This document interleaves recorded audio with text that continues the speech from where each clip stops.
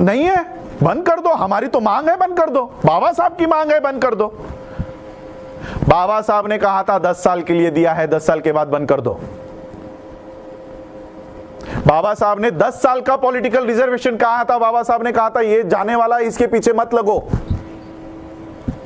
क्यों सरकार इसको हर 10 साल के बाद बढ़ाती है? एक तरफ हमारा एजुकेशनल रिजर्वेशन बंद करवा रहे हो, एक तरफ हमारा सर्विस वाला रिजर्वेशन बंद करवा रहे हो, लेकिन पॉलिटिकल रिजर्वेशन बढ़ाते जा रहे हो। क्यों?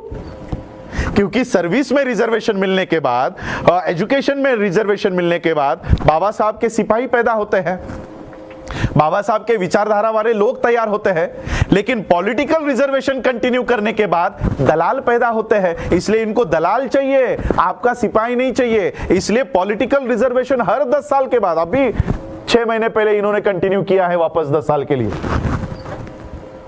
वहां से आठवले निकलते हैं ना, वहां से पासवान निकलते हैं, वहां से उदित राज निकलते हैं। इसलिए वो चाहिए उनको। जहां से हमारा आईएएस निकलता है, जहां से हमारा आईपीएस निकलता है, जहां से हमारे जजेस निकलते हैं, वो बंद कर दिया है, वो बंद कर दिया। जहां से दलाल निकलते हैं वो शुरू गए। तो इसका सॉल्यूशन क्या है? बंद कर दो और हमको हमारा सेपरेट इलेक्टोरेट दो। बाबा साहब ने सेपरेट इलेक्टोरेट की मांग की थी। आज एससी के सीटों पे कौन वोट डालते हैं?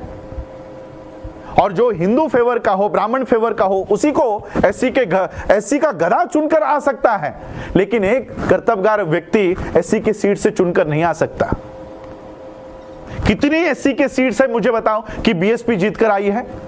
सारे एससी के सीटों पे बीजेपी जीत के आई है। तो कहां है ये? क्या बीजेपी एससी की पार्टी है? क्या डिसीजन मेकिंग में एससी का कोई भी एक आदमी बीजेपी के उस बॉडी पर है? यानी एससी के जगहों पर किसका कब्जा है? बीजेपी का। क्या बीजेपी एससी की पार्टी है? क्या कांग्रेस एससी की पार्टी है? एससी की पार्टी कौन है? बीएसपी है।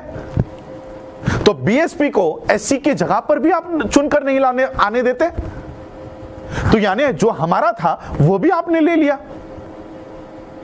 बीएसपी हमारी पार्टी है, वहां से तो एससी के कैंडिडेट्स को चुनकर आने देना चाहिए था, वहां से भी बीएसपी को निकाल दिया। तो कहां रहा रिजर्वेशन? हमारा ये रिजर्वेशन नहीं है, रिप्रेजेंटेशन है। मुझे बताओ उस संसद में एससी का प्रतिनिधित्व कौन कर रहा है? मुझे बताओ। रिजर्वेशन छोड़ दो कि 30 सीटें आपके लिए रिजर्व है, रिजर्वेशन छोड़ दो, रिप्रेजेंटेशन की बात करो। कितने लोग एससी के ऊपर अन्याय हुआ, किसने इस्तीफा दिया? प्रतिनिधि कौन है हमारा प्रतिनिधि? अगर हमको प्रतिनिधि रास्तों के ऊपर ही चुनना है, देखो मैं आज आप लोगों के माध्यम से इस देश के प्रधानमंत्री को चेतावनी देना चाहता हूं। मैं अपने शब्दों को पूरी तरह से होश हवास में इस्तेमाल कर रहा हूं। मैं इस देश के प्रधानमंत्री को चेतावनी देना चाहता हूं, आप संसद में बहुमत में होंगे, आप राज्यसभा में बहुमत में होंगे, लेकिन देश में हम बहुमत में हैं। देश में हमारी संख्या ज्यादा है। अगर इस देश के संविधान को उसके साथ खिलवाड़ करने की कोशिश की, एक भी एमएलए और एक भी एमपी को रास्तों के ऊपर घूमने नहीं देंगे। ये वो दलाल है जो हमारी बात करने के लिए अंदर भेजा है, वो चुप बैठा है। लेकिन हम बाबा साहब के संविधान को मानने वाले लोग हैं। इसलिए मैं मोदी जी को बोलना चाहता हूं कि ऐसे नौबत पर हमको उतरने के लिए मत दीजिए। इस देश के मार्शल हम लोग हैं। मैं मिलिट्री के खानदान से हूं। इस देश की सुरक्षा करने के लिए हमारे लोगों ने अपनी जान दे दी है। सोचो संविधान की सुरक्षा के लिए क्या कर सकते हैं। और इसलिए मैं आज आप लोगों के माध्यम से इनको बताना चाहता हूं। आप अगर ये सोच रहे होंगे कि आज हम लोग मेजॉरिटी में हैं, कुछ भी कर लेंगे, राज्यसभा में कोई भी बिल पास कर लेंगे, रास्तों के ऊपर उतरने नहीं देंगे, संसद के बाहर आने नहीं देंगे, बैठो 365 डेज अंदर ही, बिना पानी के और बिना अन्न के अंदर। अगर संसद के अंदर इस तरह से खिलवाड़ होता है, संसद के बाहर गिरने नहीं देंगे। घरों के अंदर होंगे तो घरों के बाहर आने नहीं देंगे, घर के बाहर होंगे घर के अंदर जाने नहीं देंगे। अगर देश का किसान, देश का छात्र, देश का मजदूर, देश का कर्मचारी ये बात अगर समझ ले, अलग अलग आंदोलन करके कोई नहीं होगा, कुछ नहीं होगा। किसानों का आंदोलन सिर्फ किसान लड़ रहे, क्या हो रहा है? क्यों इस देश का कर्मचारी किसानों के आंदोलन में नहीं जा रहा? क्यों देश का छात्र किसानों के आंदोलन में नहीं जा रहा? क्यों देश का किसान छात्रों के साथ खड़ा नहीं हो रहा? जब तक एक दूसरे के साथ खड़े नहीं होंगे, इस तरह का मोदी पैदा होता रहेगा। ये हमारे इनएफिशिएंसी का रिजल्ट है नरेंद्र मोदी। हम लोगों ने विश्वास रख के आंख बंद करके सोचा कि ये लोग कुछ अच्छा करेंगे, इसलिए इनको इनके हाथ में सत्ता दे दी।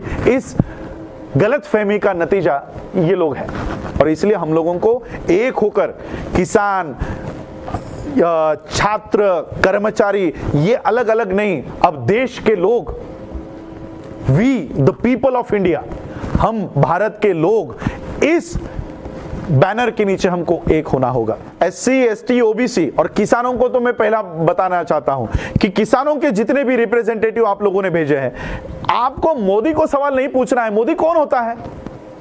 हमने उसको नहीं चुना है, हमने मोदी को चुना ही नहीं है। ये तो ईवीएम ने चुना हुआ आदमी है, बैठा हुआ है। हमने जिसको वोट किया है उसने अगर हमारे अधिकार छीने हैं तो ऐसे एससी, एसटी, ओबीसी के सांसद के साथ अभी हमको व्यवहार करना चाहिए। ये एक लाइन संसद में लिखकर हमारे जीवन भर के अधिकार को मिटा रहे हैं। जीवन भर के अधिकारों को, ये अधिकार हमको ऐसे ही नहीं मिले हैं। 4 पीढ़ियां हमारी जाया गई है इस आंदोलन के लिए। आज जो सांस हम लोग ले रहे हैं 2020 में, इसके लिए मेरे पिछले 3 पीढ़ियों ने योगदान दिया है। अगर आज हमने ये नहीं बचाया तो हमारे अगले पीढ़ियों को ना तो नौकरियां रहेंगी, ना तो एजुकेशन रहेगा, और ना ही सेफ्टी रहेगी। बाबा साहब इनको सांसद नहीं कहते, बाबा साहब इनको एजेंट कहते हैं कि ऐसे लोगों को वहां पर बिठाया दिया गया है जो आज एससी के ऊपर अत्याचार भी हो ना तो उसके ऊपर आवाज तक नहीं उठाते। ये सिर्फ पार्टी के इशारों के ऊपर काम करते हैं। मोदी ने वहां से आंखें ऊंची कर दी तो यहां पर ये चुप हो जाते हैं। ये ऐसे लोग अंदर बैठे हुए हैं। आज राज्यसभा में वो पायल नाम की कोई एक्ट्रेस है, उसके ऊपर बलात्कार हुआ है या नहीं हुआ है, उसके लिए राज्यसभा में बैठा हुआ आदमी जो शेड्यूल कास्ट का होने का दावा करता है, वो गवर्नर को मिलने जाता है। वो लड़की जिंदा है।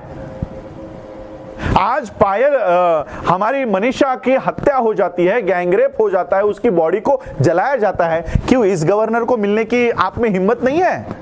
तो ये कौन है? एससी को आप इसको एससी समझोगे? ये एससी नहीं है। तो ये की क्या जरूरत है? नहीं है, बंद कर दो। हमारी तो मांग है, बंद कर दो। बाबा साहब की मांग है, बंद कर दो। बाबा साहब ने कहा था 10 साल के लिए दिया है, 10 साल के बाद बंद कर दो।